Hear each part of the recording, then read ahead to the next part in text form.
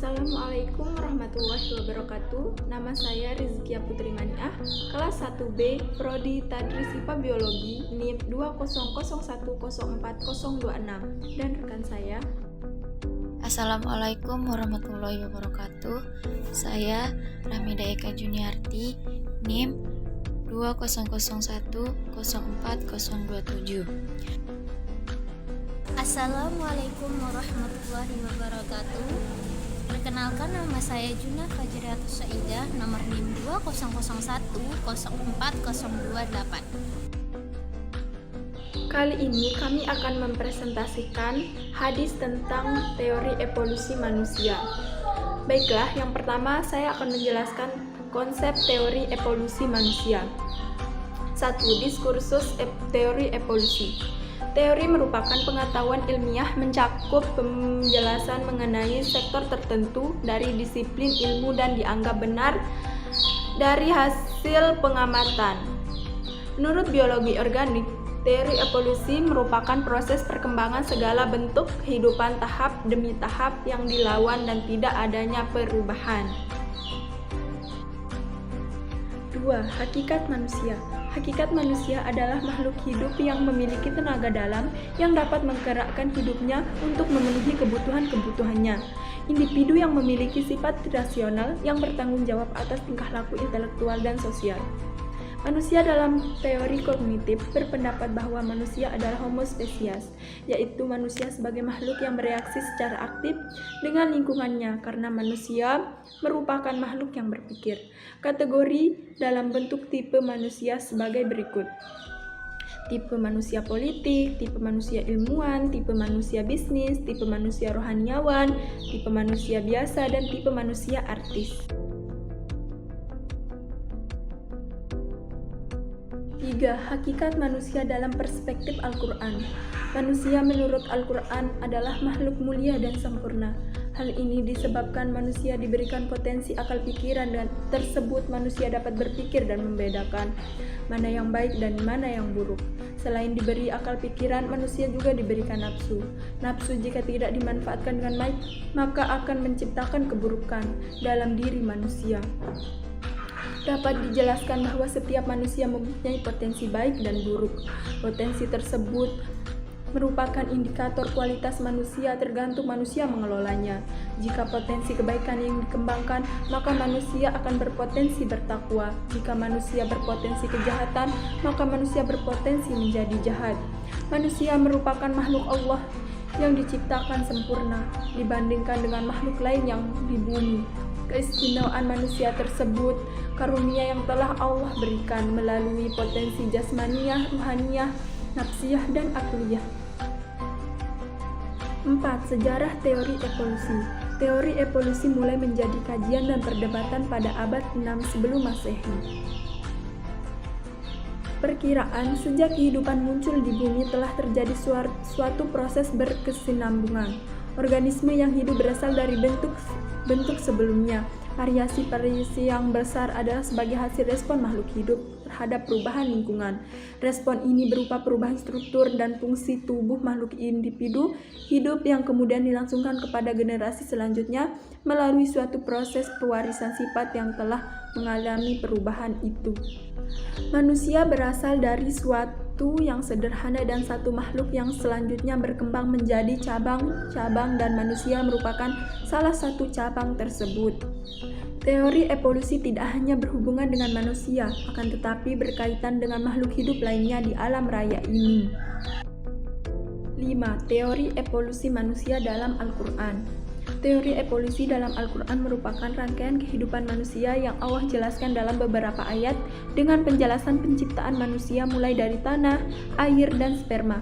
Rangkaian evolusi dalam Al-Quran menghadirkan Allah Subhanahu wa Ta'ala sebagai pencipta manusia dan makhluk hidup. Proses penciptaan manusia Allah jelaskan melalui dua bagian. Pertama, proses penciptaan dari tanah yaitu Nabi Adam melalui Nabi Adam, dan kedua, proses penciptaan manusia setelah Adam yaitu melalui proses dalam rahim atau kandungan. Hal ini disesuaikan dengan jenis penciptaan pertama yaitu diawali dengan turap atau debu, kemudian menjadi tin atau tanah, selanjutnya menjadi lumpur, dan kemudian seperti tembikar. Proses penciptaan berlanjut tahap demi tahap dalam bentuk komposisi kimiawi yang sangat diperlukan untuk menyusun tubuh manusia. Susunan tubuh manusia berdasarkan biokimia tersusun dari bentuk gugusan atom atau molekul penyusunan tubuh.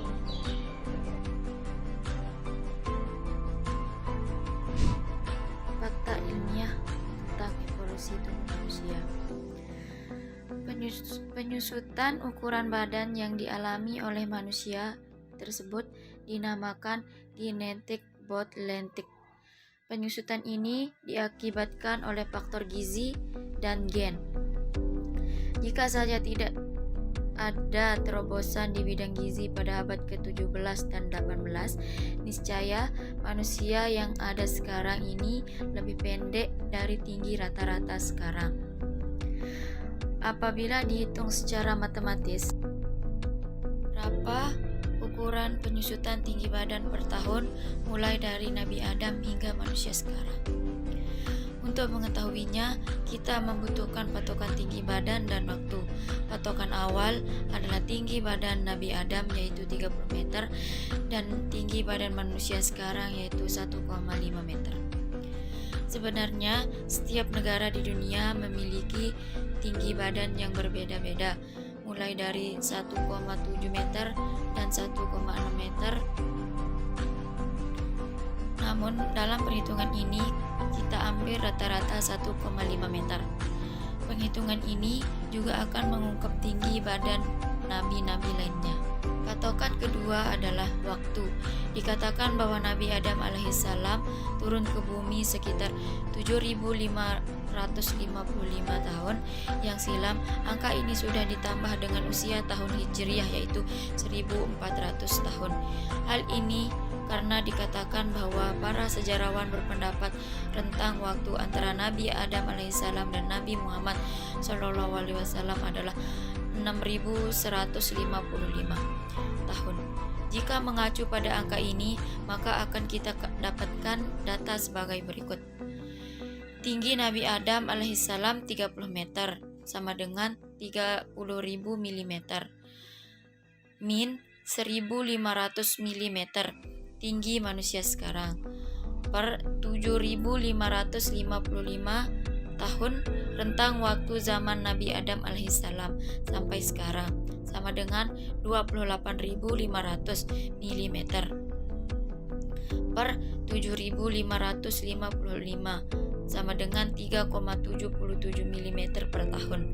Jadi, menurut perhitungan tersebut, tinggi manusia menyusut 3,77 mm per tahun sejak zaman Nabi Adam.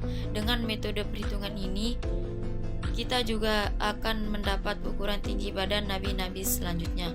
Misalnya, Nabi Nuh yang berselisih 1240 tahun dengan Nabi Adam alaihissalam.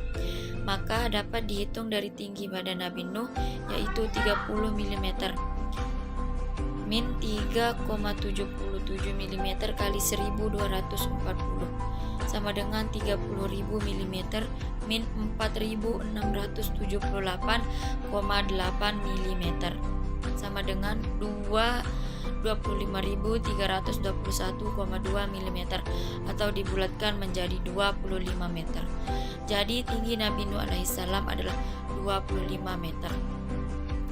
Perhitungan penyusutan tinggi badan manusia sejak Nabi Adam hingga saat ini hanyalah sebuah gambaran dan tentunya bukanlah sebuah kebenaran pasti, karena ukuran tinggi manusia terdahulu beserta para nabi terdahululah masih menjadi misteri.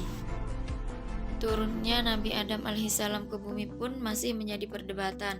Kendati demikian, satu hal yang pasti, tinggi manusia mengalami penyusutan. Tentunya Allah Subhanahu wa Ta'ala memiliki alasan terbaik terkait penyusutan tubuh manusia, karena rencananya selalu yang paling hebat. Saat ini, jumlah populasi manusia di dunia mencapai sekitar 7 miliar. Pastinya bumi akan penuh sesak dengan manusia yang berukuran raksasa. Apabila manusia sebanyak itu berukuran raksasa sebagaimana manusia pada zaman Nabi Adam, maka akan terjadi krisis pangan di mana-mana. Logikanya, semakin besar tubuh manusia, maka akan semakin besar pula asupan makanan yang dibutuhkan. Maka dari itu, Allah menjadikan manusia semakin kecil. Dari fakta-fakta yang telah diuraikan tersebut, evolusi pada manusia membutuhkan seleksi alam bertahun-tahun sehingga bisa terbentuk manusia seperti sekarang. Penelitian terbaru juga menunjukkan bahwa manusia terus berevolusi. Menurut Dr. Virgil Luhmann dari jurusan biologi Universitas of Silford, kita perlu melihat perbedaan manusia sekarang dari sejak manusia masih melakukan gaya hidup terbaru. Tidak hanya masih berevolusi, manusia bahkan diketahui berevolusi 100 kali lebih cepat dalam 10.000 tahun terakhir. Banyak sekali mutasi gen yang terbentuk sepanjang waktu tersebut. Tidak hanya ukuran tubuh manusia yang menyusut dalam 30 tahun terakhir, ukuran otak manusia juga tumbuh kecil drastis dari rata-rata 1.500 cm3 menjadi 1.350 kubik. Para penelitian mengatakan bahwa ini terjadi karena segala sesuatu di kehidupan manusia sekarang lebih dipermudah sehingga manusia semakin malas berpikir pada zaman kuno. Manusia berusaha menemukan berbagai cara untuk bertahan hidup. Karena itu, semakin banyak alat tercipta untuk memudahkan hidup, semakin tidak kreatif orang dalam menemukan cara menyelesaikan masalah. Pada saat ini, umumnya ukuran tubuh manusia berkisar antara 150 cm sampai 180 cm. Namun, berdasarkan beberapa penemuan fosil manusia zaman dahulu serta penelitian dan kajian yang dilakukan oleh para ilmuwan, diketahui bahwa ukuran tubuh manusia sekarang lebih kecil dibandingkan ukuran tubuh manusia zaman dahulu. Nah, sebelum berkembangnya ilmu kepurbakalan yang ditandai dengan ditemukannya fosil-fosil hewan raksasa yang dikenal sebagai dinosaurus, Rasulullah SAW jauh-jauh hari telah mengabarkan kepada umat manusia bahwa ukuran tubuh manusia zaman dahulu memang lebih besar dan tinggi dibandingkan manusia saat ini. Baik, saya akan menyimpulkan pembahasan atau penjelasan dari Eka dan Rizkia. Kesimpulannya, evolusi yang terjadi di bumi secara keseluruhan, baik itu tumbuhan, hewan, dan manusia.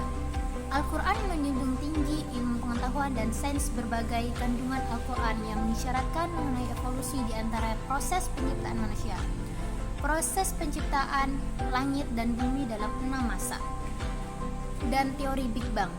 Perbedaan teori evolusi dengan teori evolusi yang berkembang di barat, terutama teori evolusi Charles Darwin, terletak pada keyakinan bahwa seluruh makhluk yang ada dan hidup di bumi ini adalah diciptakan dan Allah Subhanahu wa taala sebagai penciptanya. Selain itu, terdapat perbedaan pandangan antara teori evolusi Charles Darwin dengan Al-Quran. Teori evolusi barat, khususnya teori Darwin, menjelaskan bahwa manusia tercipta dan berasal dari induk yang sama dengan makhluk lain.